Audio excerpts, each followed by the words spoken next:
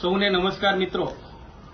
જે પ્રમાણે દેશની અંદર જે સ્થિતિ ચાલી રહી છે આપણે બધા એનાથી અવગત છીએ।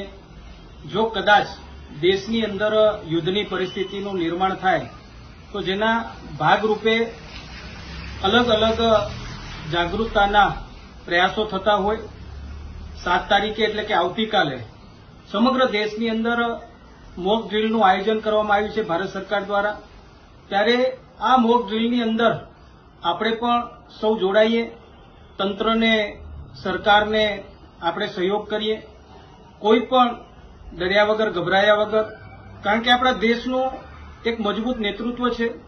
દેશના વડાપ્રધાન શ્રી નરેન્દ્ર મોદી સાહેબ, ગૃહમંત્રી શ્રી અમિતભાઈ શાહ સાહેબ, રક્ષામંત્રી શ્રી રાજનાથસિંહજી, આપણી મજબૂત સેના।